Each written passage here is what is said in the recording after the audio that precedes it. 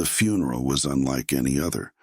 It was a cold, overcast day with dark clouds looming over the small village, casting long shadows over the faces of those gathered.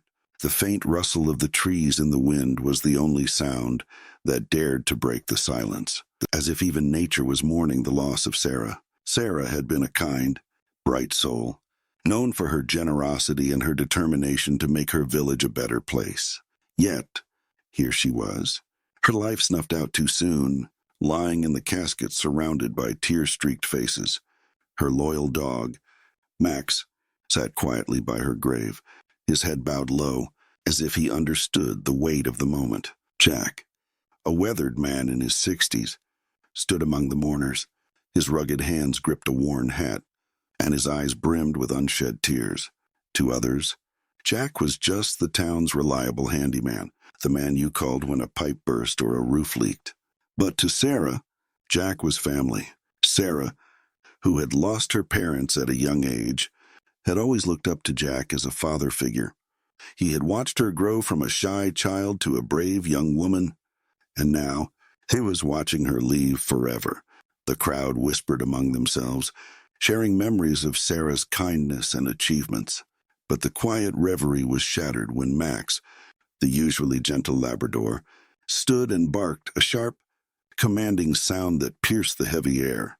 The mourners turned their heads in confusion, their murmurs growing louder. "What's wrong with him?" someone asked. Max barked again, his gaze fixed on the casket. His tail was stiff, his stance firm. This wasn't the behavior of a grieving dog. This was something else entirely. Jack moved closer to Max, his voice low and soothing. "Easy there, boy," he murmured. But Max ignored him, his barking growing louder and more insistent. Near the front of the gathering, Margaret, the village head, raised her voice to calm the crowd. "It's just a dog," she said, her tone sharp. "Let's not let this moment be ruined." But as she spoke, her eyes flickered nervously toward the casket, just for a second. It was subtle, almost imperceptible, but Jack caught it. Max's barking continued, his eyes never leaving the polished wood of the casket. The mourners shifted uncomfortably, their unease palpable. Whispers began to ripple through the crowd. "What is he seeing? Dogs can sense things, can't they? Do you think there's something wrong?" Jack's chest tightened. He'd seen Max act protective before, but this was different. Max wasn't just barking, he was warning. Margaret's voice cut through the rising whispers, louder this time. "Someone take the dog away," she snapped, her composure slipping ever so slightly. "This is a funeral, not a circus." But Jack knelt beside Max, his weathered hand resting on the dog's quivering shoulders. "What is it, Max?" he asked quietly, his own unease deepening. Max stopped barking for a brief moment, his intelligent eyes meeting Jack's as if pleading for him to understand. Then he turned back to the casket, letting out a low, guttural growl that sent shivers down Jack's spine. At that moment, something in Jack's gut told him the dog wasn't wrong. There was more to Sarah's death than met the eye. Margaret's voice rang out again, this time with a tinge of desperation. "Let's proceed with the ceremony. Sarah deserves peace, not this chaos." But her words didn't carry the authority they once did. The crowd's attention was divided now, eyes darting between Margaret, Max, and the casket. Jack rose to his feet, his jaw tightening. He couldn't shake the feeling that Max's instincts were onto something no one wanted to admit. And the way Margaret avoided looking at the casket only deepened his suspicion. The tension was thick, the air electric with unanswered questions. As the priest began his solemn prayer, Jack's eyes remained fixed on the casket, a storm of emotions swirling inside him. This wasn't just a funeral. This was the beginning of a mystery, one that Jack and Max would have to unravel. Before we dive deeper into the secrets of Sarah's life and the truth behind her untimely death, don't forget to like, share, and subscribe to our channel. What do you think Max is sensing? What is Margaret hiding? Stay tuned to uncover the shocking twists and turns that will leave you speechless. The story truly begins long before Sarah's funeral, in a quiet corner of the village where she grew up. In a modest house surrounded by a garden she had lovingly tended, Sarah had always been the heart of the community, a bright light who seemed to bring warmth to everyone she met. But her life was not without its hardships. Sarah was just 6 years old when tragedy struck. Her parents, beloved by the village, were killed in a car accident while driving to a neighboring town. The news shattered the small community, but no one was more affected than little Sarah, left with no family to care for her. The villagers rallied together to raise her, but it was Jack, the quiet and dependable handyman, who stepped in and took her under his wing. Jack wasn't related to Sarah by blood, but to her. He was family, a man of few words. Jack was known for his kindness and his skill at fixing just about anything.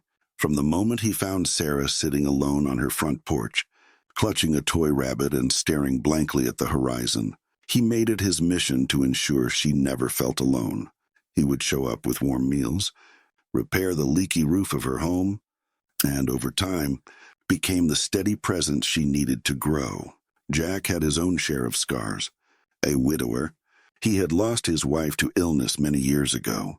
He lived a simple life, repairing pipes, fixing fences, and helping wherever he was needed. Yet, despite his rugged exterior, Jack had a soft spot for Sarah. He saw in her a spark of determination that reminded him of his late wife. And in return, Sarah filled a void in his heart he thought would never heal. As Sarah grew older, she and Jack became inseparable. He taught her how to fix things around the house, shared his love of woodworking, and even built her a swing in the garden using scraps of timber he'd collected. One particularly poignant memory stood out to Jack: the time Sarah saved up her allowance to buy him a new toolbox after his old one broke. It was a small gesture, but it showed Jack that she cared for him just as deeply as he cared for her. In stark contrast to Jack's quiet strength stood Margaret, the village head. Outwardly, she was everything a leader should be: charming, eloquent, and always ready with a smile. She hosted community events, gave impassioned speeches about the village's future, and was a master at winning trust.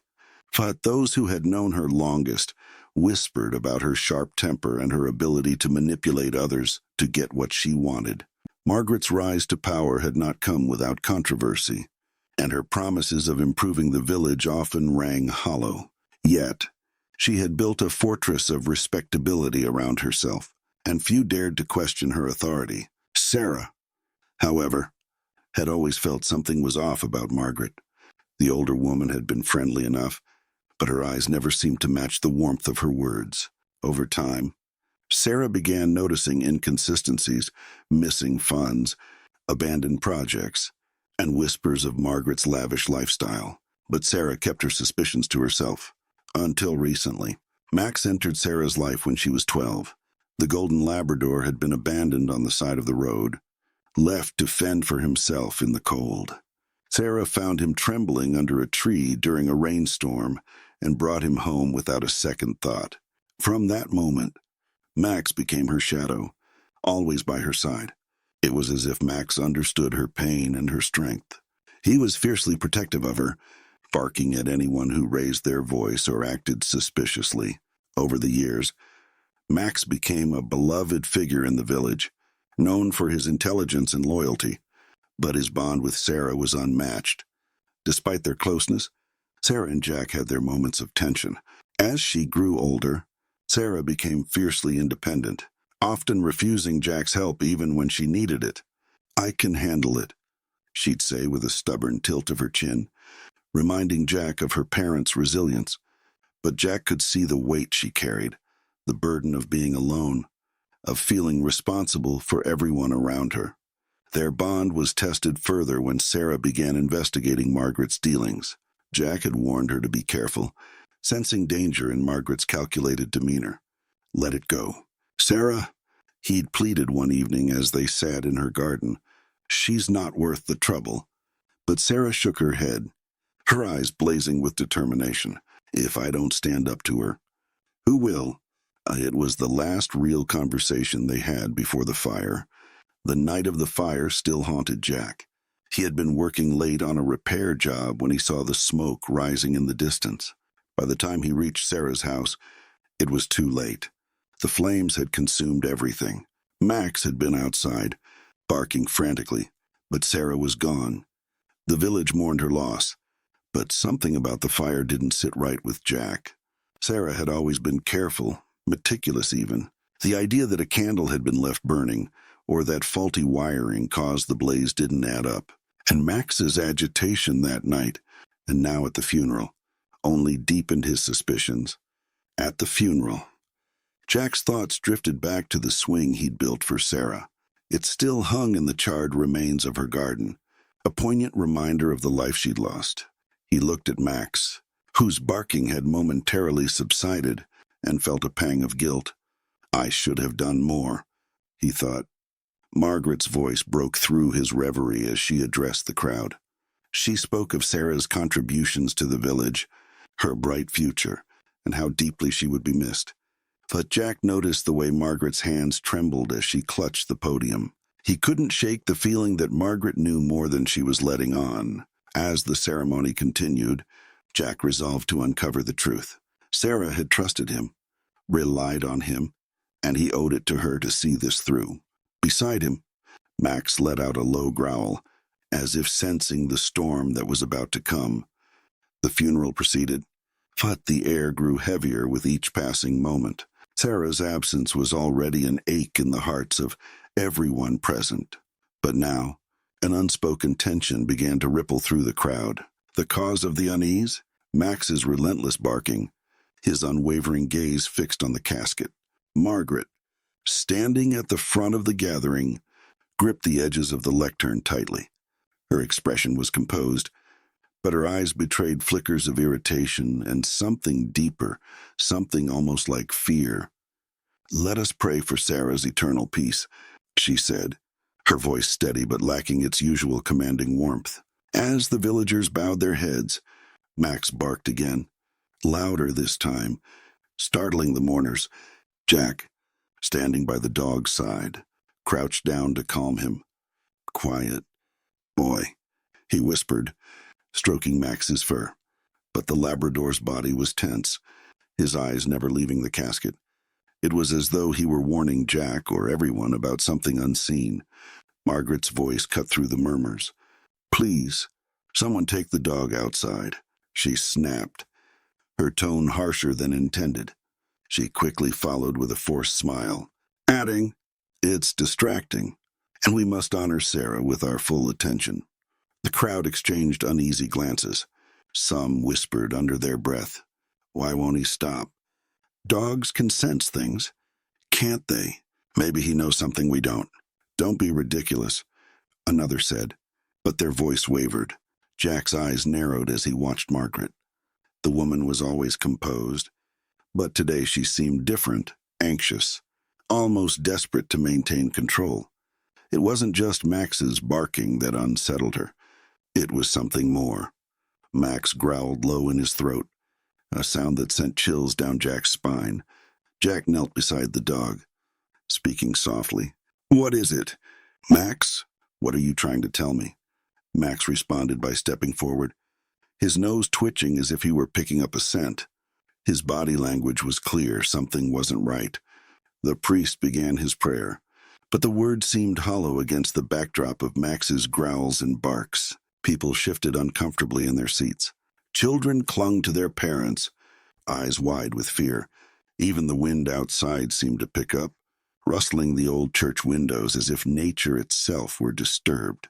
Suddenly, Max lunged toward the casket, pulling Jack forward. Gasps echoed through the church as Jack struggled to hold him back. "Max!" Jack hissed, his heart pounding. The dog had never acted this way before. Margaret's composure cracked. "This is enough," she shouted, her voice ringing through the room. "Take that dog out of here immediately, or I will." But Jack didn't move. He could feel the weight of Max's urgency, the unshakable sense that the dog was trying to reveal something important. "He's trying to tell us something," Jack said, his voice firm. The room fell silent, all eyes on him and Max. The silence was broken by an elderly man sitting near the front. "Dogs have a sense for these things," he muttered, his voice trembling. "They see what we can't." "Don't be ridiculous," Margaret snapped, but her sharp tone only fueled the growing doubt among the villagers. "Why is she so defensive?" Someone whispered. "She's acting strange," another murmured. Margaret's eyes darted toward the casket, and for a brief moment, her mask slipped. Her lips tightened. Her fingers trembled on the lectern. Jack caught the fleeting expression and felt his stomach twist. Jack stood, his voice cutting through the tension. "Margaret," he began, his tone steady but charged. "Why are you so eager to silence the dog? If Max senses something, shouldn't we pay attention?" Margaret's eyes narrowed. "This is absurd. It's a dog." "Jack, nothing more. You're letting your grief cloud your judgment." Jack held her gaze. "And what about you? Margaret, why does Max's behavior bother you so much?" The room was deathly silent. The priest fidgeted with his robe, avoiding eye contact. Margaret's knuckles turned white as she gripped the lectern. Finally, she spoke, her voice low and dangerous. "This is a funeral, Jack, not a place for baseless accusations." Jack didn't back down. "Sarah trusted Max more than anyone. If he's acting this way, there's a reason. And you seem awfully nervous for someone who's supposed to be honoring her memory." Margaret's face flushed with anger. But before she could respond, Max let out a piercing bark and lunged again, this time knocking into the casket.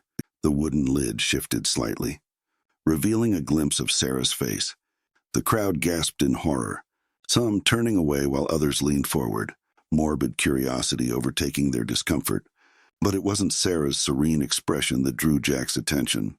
It was the faint, unnatural bruises on her neck, marks that shouldn't have been there if she'd died in a fire. Jack's breath caught in his throat. Margaret's voice trembled as she tried to regain control. "Enough!" she shouted. "This is disrespectful to Sarah's memory."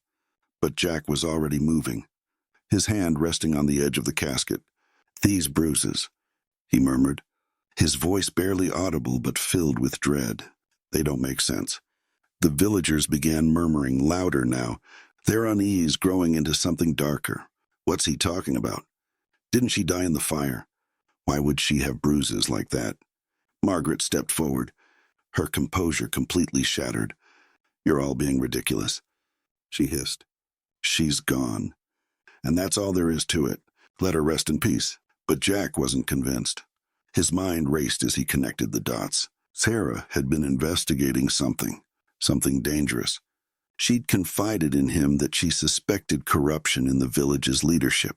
And now, here she was, gone under mysterious circumstances. Jack turned to the crowd, his voice steady but charged with emotion. "Sarah didn't just die. Something happened to her. And Max knows it. If we ignore this, we're ignoring the truth." The villagers stared at him, torn between disbelief and the nagging feeling that he was right. All the while, Max stood by Jack's side, his gaze still locked on the casket, his growls low and menacing.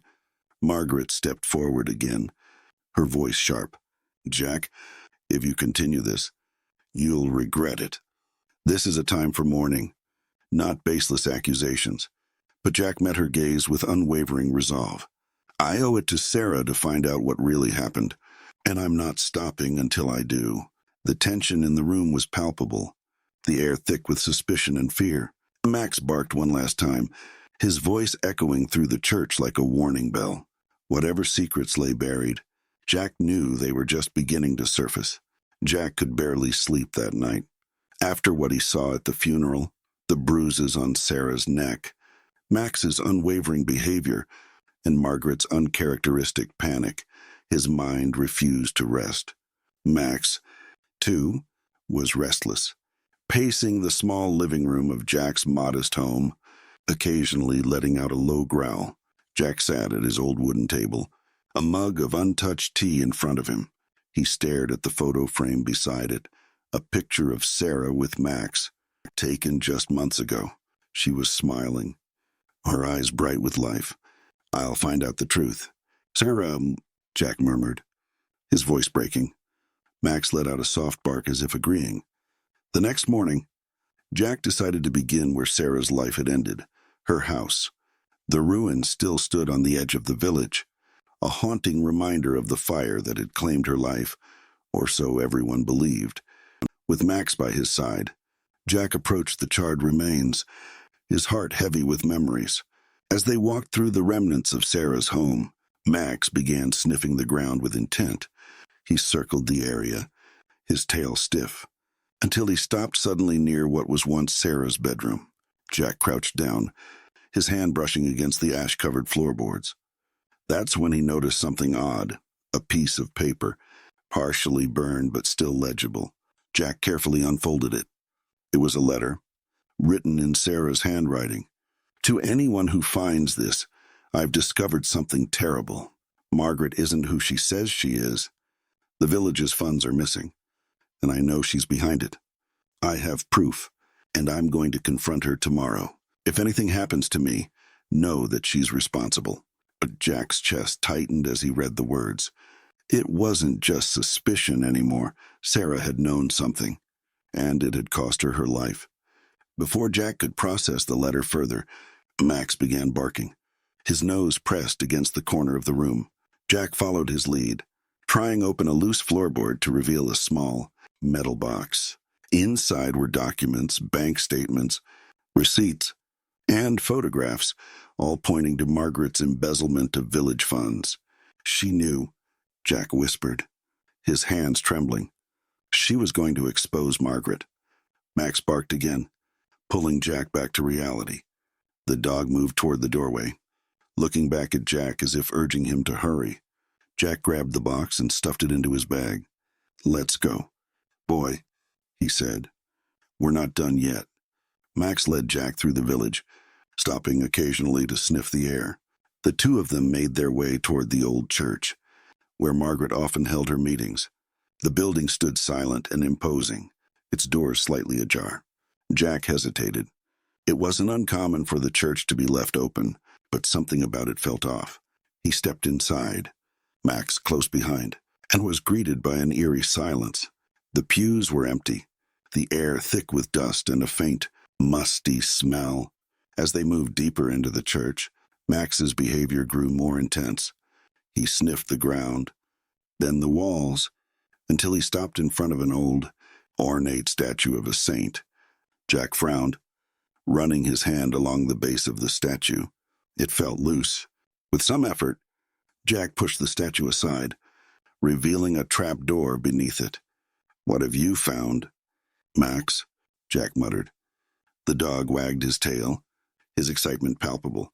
The trapdoor led to a narrow staircase descending into darkness. Jack pulled out his flashlight and carefully made his way down, the creak of the wooden steps echoing in the confined space. Max followed closely, his nails clicking against the wood. At the bottom of the stairs, Jack found a small, dimly lit room. Shelves lined the walls, filled with dusty ledgers and locked boxes. But it was the desk in the center of the room that caught his attention.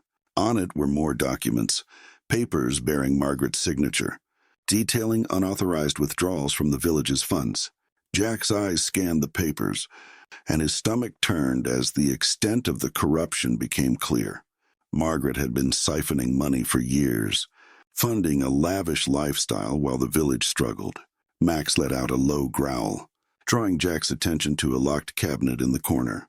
Jack found a key on the desk and opened it, revealing stacks of cash, more documents, and a familiar object, a golden necklace that had belonged to Sarah. Jack's breath caught. This was hers, he whispered, running his fingers over the delicate chain. She must have confronted Margaret and paid the price. Before Jack could process what to do next, the sound of footsteps echoed from above. He quickly turned off his flashlight and crouched behind the desk, pulling Max close. The trapdoor creaked open, And Jack's heart raced as he heard Margaret's voice. "Make sure no one finds out about this place," she hissed to someone else, a man with a gruff voice. "Yes, ma'am," the man replied. "But what about Jack? He's been snooping around." Margaret's tone turned icy. "If he gets too close, deal with him. And that dog, too." Jack's grip on Max tightened as he fought to stay calm. He waited until the voices faded and the trapdoor closed again. Then he exhaled, his mind racing. "They're on to us. Max," he whispered. "We need to act fast." Jack carefully gathered as much evidence as he could carry, stuffing the papers and cash into his bag. He knew he couldn't confront Margaret directly. Not yet. He needed the villagers on his side. As he and Max made their way out of the church, Jack couldn't shake the feeling that they were being watched. The shadows seemed to move, and every creak of the old wooden floorboard sent shivers down his spine. Once outside, Jack paused to catch his breath. Max looked up at him, his eyes full of determination. "Good boy," Jack said, patting the dog's head. "We're not done yet." Back at his home, Jack spread the documents across his table, carefully organizing the evidence. He knew he needed a plan. Margaret was powerful, and many in the village still trusted her. Convincing them of her crimes wouldn't be easy. Max rested by his feet, his ears perked up as if ready for the next step. Jack looked down at the dog and smiled faintly. "We'll get justice for Sarah," he said, "no matter what it takes." The villagers gathered in the square at Jack's insistence, curiosity and suspicion buzzing in the air. Whispers floated among the crowd as people speculated about what Jack had discovered. Margaret stood near the center, her arms crossed tightly against her chest, her eyes darting nervously toward Jack. The unease was palpable. Jack stepped forward, Max by his side, holding a worn satchel stuffed with papers. His expression was resolute, his voice steady but charged with emotion. "I called you all here because the truth about Sarah's death has been buried for too long. It's time we uncover it." The murmurs grew louder. Margaret raised her hand, her voice cutting through the noise. "This is ridiculous," she said, forcing a smile. "Jack, you're grieving. Let's not drag the village into this madness." Jack met her gaze, unwavering. "I wish this were madness, Margaret, but I have proof that Sarah didn't die in an accident." Gasps rippled through the crowd. Margaret's smile faltered, her eyes narrowing. "Proof?" she repeated, her voice sharp. "What proof could you possibly have?" Jack pulled out the documents he had found in the hidden room beneath the church. "These," he said, holding them up for everyone to see, "are records of every withdrawal you made from the village funds. Money meant to repair roads, build schools, and help our community. Instead, it paid for your luxuries." Margaret's face turned pale, but she quickly recovered, laughing hollowly. "Those are lies, fabrications. Who's going to believe the word of a handyman and his dog over me?" Jack ignored her, laying the documents out on a nearby table for the villagers to see. People began crowding around, their expressions shifting from confusion to shock as they read the damning evidence. "And it doesn't stop there," Jack continued. "Sarah found out what you were doing. She discovered the truth and confronted you. That's why you silenced her." The crowd erupted into gasps and murmurs. "Silenced her?" one villager exclaimed. "You mean Margaret killed her?" Margaret's voice rose, desperate now. "I had nothing to do with Sarah's death. This is absurd. You're letting grief cloud your judgment." "Herba says," the villagers argued among themselves. Max barked sharply, drawing their attention. He sniffed the ground near Margaret, then sat and growled low in his throat. Jack crouched beside him, stroking his fur. "Max was there the night of the fire," Jack said, his voice heavy. "He saw everything, and he knows you were involved." Margaret stepped back, her composure cracking. "It's a dog," she shouted. "You're basing these accusations on the actions of an animal?" Jack stood, his eyes blazing. "Max isn't just any dog. He's Sarah's dog. And he's never been wrong about people. The tension reached a boiling point as Margaret's carefully constructed facade began to crumble. "You have no real proof," she spat. "You're just an old man chasing shadows." Jack shook his head. "You're wrong. I found more than just papers. I found Sarah's necklace in the hidden room beneath the church. The same necklace she was wearing the day before she died." Margaret froze, her eyes darting around as if searching for an escape. The villagers were no longer whispering. They were shouting now, demanding answers. Why was Sarah's necklace there? "What are you hiding?" "Margaret." Margaret's face twisted with anger. "You think you can turn everyone against me with your lies?" She shouted. "I built this village. I've done more for all of you than Sarah ever did." Jack stepped closer, his voice calm but commanding. "You didn't build this village, Margaret. You used it. And when Sarah stood up to you, you destroyed her." Suddenly, Margaret lunged toward Jack, her hand raised as if to strike him. Before she could get close, Max leapt between them, growling fiercely. Margaret stumbled back, startled, and the villagers closed in, forming a protective wall around Jack. "Enough," shouted the village elder, stepping forward. His voice, full of authority, silenced the crowd. He turned to Margaret, his expression one of deep disappointment. "We trusted you, Margaret. We believed in you. But it's clear now that you've betrayed all of us." Margaret's shoulders slumped, the fight draining out of her. I didn't mean for it to happen," she stammered.